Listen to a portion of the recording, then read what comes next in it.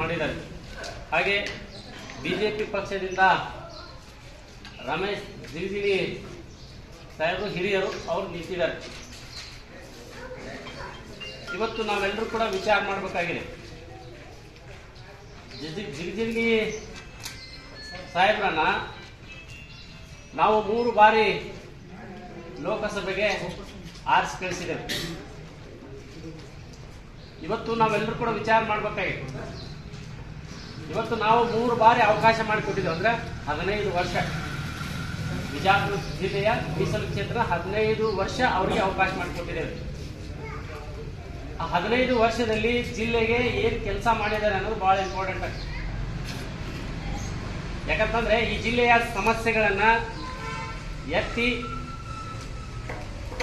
ಲೋಕಸಭೆ ಅಧಿವೇಶನದಲ್ಲಿ ಮಾತನಾಡಬೇಕಾಗ್ತದೆ. ಇವತ್ತು ನೀವೆಲ್ಲ ನೋಡ್ಬೇಕಾಗ್ತದೆ 5 ವರ್ಷದಲ್ಲಿ ಏನ್ ಕೆಲಸ ಮಾಡಿದ್ದಾರೆ. ನಾವು ಮೊನ್ನೆ ಕರ್ನಾಟಕದಲ್ಲಿ ಲೋಕಸಭಾ ಸದಸ್ಯರು ಎಷ್ಟು ಬಾರಿ ತಮ್ಮ ಕ್ಷೇತ್ರದ ಸಮಸ್ಯೆಗಳ ಬಗ್ಗೆ, ರಾಜ್ಯದ ಸಮಸ್ಯೆಗಳ ಬಗ್ಗೆ ಏನೇನು ಮಾತನಾಡಿದ್ದಾರೆ ಅನ್ನೋದನ್ನ ಒಂದು ಲಿಸ್ಟ್ ಬಂದಿದೆ. ಆದರೆ ರಮೇಶ್ ಜಿಗಜಿಣಗಿ ಸಾಹೇಬರು ಒಂದಿನೂ ಕೂಡ ಎದ್ದು ನಿಂತು 1 ಬಾರಿನೂ ಕೂಡ ಈ ಜಿಲ್ಲೆಯ ಸಮಸ್ಯೆಗಳ ಬಗ್ಗೆ ಮಾತಾಡೇ ಇಲ್ಲ. ಒಂದು ಕ್ವಶನ್ ಕೇಳಿಲ್ಲ. ಮತ್ತ ಅವರ ಅಟೆಂಡೆನ್ಸ್ ಕೂಡ ಕನಿಷ್ಠ. ಲೋಕಸಭೆಯ ಅಧಿವೇಶನದಲ್ಲಿ ಕೂಡ ಬಹಳ ಸಾರಿ ಅವರು ಭಾಗವಹಿಸಿದೇ ಇಲ್ಲ. ಅಂದ್ರೆ ಈ ಜಿಲ್ಲೆಯ ಅನೇಕ ಜ್ವಲಂತ ಸಮಸ್ಯೆಗಳಿದಾವೆ. ಈ ನೀರಾವರಿ ಸಮಸ್ಯೆ ಆಗಿರ್ಬೋದು, ರಸ್ತೆಗಳ ಸಮಸ್ಯೆ ಆಗಿರ್ಬೋದು, ನಮ್ಮ ಮುದ್ದೇಬೇಳ ತಾಲೂಕಿನ ಬಹುದಿನಗಳ ಬೇಡಿಕೆ ಆಲಿಮಟ್ಟಿಯಿಂದ ಮುದ್ದೇಬೇಳ, ತಾಳಿಕೋಟಿ, ಯಾದಗಿರಿ ಇದು ರೈಲ್ವೆ ಹಳೆ ಆಗ್ಬೇಕಾಗಿದೆ. ಇದು ಬ್ರಿಟಿಷರಿದ್ದಾಗನೇ ಅವಾಗ ಅದು ಮಾಡ್ತಾ ಇತ್ತು. ಅವಾಗ ಬ್ರಿಟಿಷ್ ಗೌರ್ಮೆಂಟ್ ಹೋದ ತಕ್ಷಣ, ಅದು ಬ್ರಿಟಿಷರು ದೇಶ ಬಿಟ್ಟು ಹೋದ ತಕ್ಷಣ ಅಷ್ಟೇ ಸ್ಟಾಪ್ ಆಗಿ ನಿಂತಿದೆ. ಅಲ್ಲಿಂದ ಇಲ್ಲಿವರೆಗೂ ಕೂಡ ನಮ್ಮ ತಾಲೂಕಿನ ಒಂದು ಬೇಡಿಕೆ ಇದೆ. ಆದರೆ 1 ಬಾರಿ ಕೂಡ ಅದರ ಬಗ್ಗೆ ಅವರು ಮಾತನಾಡಿಲ್ಲ. ಅದಕ್ಕೆ ಇವತ್ತು ನಾವು ವಿಚಾರ ಮಾಡಬೇಕಾಗಿದೆ. ಇವ್ರನ್ನ ಮತ್ತೊಮ್ಮೆ ನಾವು ವೋಟ್ ಹಾಕಿ ಕಳಿಸ್ಬೇಕಾ ಅನ್ನೋದ್ರ ಬಗ್ಗೆ ಇವತ್ತು ನಾವು ವಿಚಾರ ಮಾಡಬೇಕು. ಬಹಳ ಜನ ಹೇಳ್ತಾರೆ, ಬರ್ತಾರೆ, ಏನ್ ಹೇಳ್ತಾರೆ, ಅವರ ಜಿಗಜಿಣಗಿ ಸಾಹೇಬ್ರು ಹೇಳ್ತಾರೆ. ಬಹಳ ಜನ ಬಿಜೆಪಿಯ ನಾಯಕರು ಬಂದಾಗ ಹೇಳ್ತಾ ಇರ್ತಾರೆ, ಪ್ರಚಾರ ಮಾಡ್ತಾರೆ. ನೋಡ್ರಿ ಮೋದಿ ಮುಖ ನೋಡಿ ವೋಟ್ ಹಾಕ್ರಿ, ನೋಡ್ರಿ ಮೋದಿ ಮುಖ ನೋಡಿ ವೋಟ್ ಹಾಕ್ರಿ. ಮೋದಿ ಮುಖ ನೋಡಿ ಎಷ್ಟು ಬಾರಿ ವೋಟ್ ಹಾಕ್ಬೇಕು? 3 ಬಾರಿ ಹಾಕಿದೀವಪ್ಪ.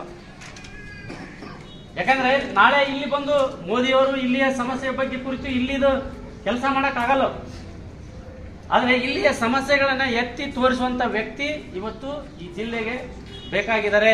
ಅದಕ್ಕೆ ನಾನು ಹೇಳ್ತಾ ಇರೋದು, ಇವತ್ತು ರಮೇಶ್ ಜಿಗಜಿಣಗಿ ಅವರು ಸಾಹೇಬರು 1 ದಿನಾನೂ ಕೂಡ ತಾವು ಲೋಕಸಭೆ ಸದಸ್ಯರಾದ್ಮೇಲೆ ಮುದ್ದೇಬೇಳಕ್ಕೆ ಯಾವ ಕಾರ್ಯಕ್ರಮಕ್ಕೂ ಬಂದಿಲ್ಲ. ಎಲ್ಲರ ಬಂದಾರ ಹೇಳಿ, ಯಾವ ಹಳ್ಳಿ ಒಳಗರ ಎಲ್ಲರ ಬಂದಿದಾರ? ಎಲ್ಲಿ ಬಂದೇ ಇಲ್ಲ. ಇಲ್ಲಿ ಬಂದು ಇಲ್ಲಿಯ ಸಮಸ್ಯೆಗಳ ಬಗ್ಗೆ, ಇಲ್ಲಿ ರೈತರ ಬಗ್ಗೆ ಯಾವತ್ತೂ 1 ದಿನನೂ ಕೂಡ ಚರ್ಚೆ ಮಾಡಿ. ಹೀಗಾಗಿ ಇವತ್ತು ನಾವೆಲ್ಲರೂ ಕೂಡ ವಿದ್ಯಾವಂತರಿದ್ದೀವಿ, ಯುವಕರಿದ್ದೀವಿ. ನಾವೆಲ್ಲರೂ ಕೂಡ ಇವತ್ತು ವಿಚಾರ ಮಾಡಬೇಕಾಗಿದೆ. ಇವತ್ತು ರಾಜು ಆಲ್ಗೂರು ಅವರು ಯಂಗ್ ಪ್ರೊಫೆಸರ್ ಇದ್ದಾರೆ, ಅನುಭವ ಇದೆ. ಅದಕ್ಕೆ ಈ ಬಾರಿ ಈ ಲೋಕಸಭೆ ಚುನಾವಣೆಯಲ್ಲಿ ಕಾಂಗ್ರೆಸ್ ಪಕ್ಷದಿಂದ ಅವ್ರನ್ನ ಆಯ್ಕೆ ಮಾಡಿಸಿದ್ದಕ್ಕರೆ. ಆದ್ರೆ ಈ ಜಿಲ್ಲೆಯ ಜ್ವಲಂತ ಸಮಸ್ಯೆಗಳನ್ನ ಇವತ್ತು ಲೋಕಸಭೆಯಲ್ಲಿ ಅಧಿವೇಶನದಲ್ಲಿ ಮಾತನಾಡೋದಕ್ಕೆ ಪರಿಹಾರವನ್ನು ಕಂಡಿಡ್ಲಿಕ್ಕೆ ಸಾಧ್ಯ ಆಗುತ್ತೆ ಅನ್ನುವಂತ ಮಾತನ್ನು ಹೇಳ್ತಾ, ಬಹಳ ಜನ ಹೇಳ್ತಾರೆ ಏನಂತ, ಇಲ್ಲ ಇಲ್ಲಿ ಬಿಜೆಪಿ ಗಾಳಿ ಇದೆ.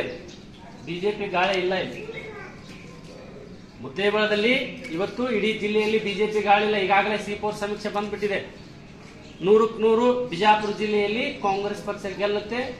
ರಾಜು ಆಲ್ಗೂರು ಅವರು ಈ ಬಾರಿ ಲೋಕಸಭೆ ಸದಸ್ಯರು ಆಗ್ತಾರೆ ಅಂತ ಸ್ಪಷ್ಟವಾಗಿ ಇವತ್ತು ಸರ್ವೆ ಬರ್ತಾ ಇದೆ. ಇವತ್ತು ಹೇಳ್ತಾರೆ, ಗ್ಯಾರಂಟಿಗಳ ಬಗ್ಗೆ ಹೇಳ್ತಾರೆ.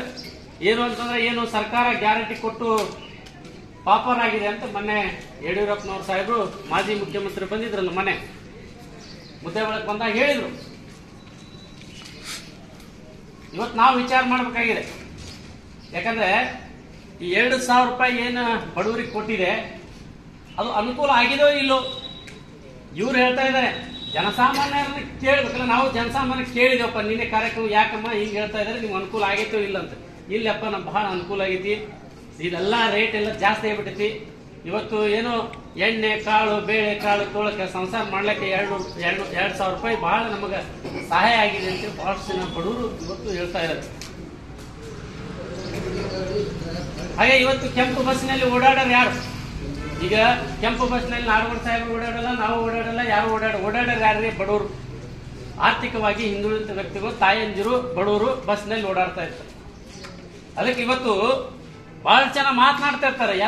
ಯಾಕೆ ಮಾತನಾಡ್ತಿರ್ತಾರಪ್ಪ ಅಂದ್ರೆ ಅದೇನೋ ಪಟ್ಟಿ ತುಂಬಿದವನು ಹುಗ್ಗಿ ಮುಳುಮುಳು. ಏನಾಗ್ಬಿಡ್ತದೆ ಕಾಂಗ್ರೆಸ್ ಪಕ್ಷದಲ್ಲಿ ಹೆಂಗಾಗ್ಬಿಡ್ತದೆ, ಯಾವ್ರಿಗೆ ಭೇದ ಭಾವ ಮಾಡೋದು ಬೇಡ ಅಂತೇಳಿ ಎಲ್ರಿಗೂ ಕೂಡ ಮುಟ್ಲಿ ಅಂತೇಳಿ ಎಲ್ಲರಿಗೂ ಕೂಡ ಕೊಟ್ಟರು ಯೋಜನೆಗಳು. ಹೀಗಾಗಿ ಏನಾಗ್ಬಿಡೈತಿ, ಇಲ್ಲಿ ಪಾರ್ಟಿ ತುಂಬಿದವ್ರಿಗೆ ಕೊಟ್ಟೈತಿಲ್ಲ, ಅದಕ್ಕೆ ಯಾರು ಮಾತನಾಡ್ತಾ ಇದಾರೆ ಅವರೇ ಮೊದಲು ಅದನ್ನು ಉಪಯೋಗ ತಗೊಂಡಿದ್ದಾರೆ. ಯಾರು ಮಾತನಾಡ್ತಿದ್ದಾರೆ ಅವರೇ ಫಸ್ಟ್ ಉಪಯೋಗ ತಗೊಂಡು.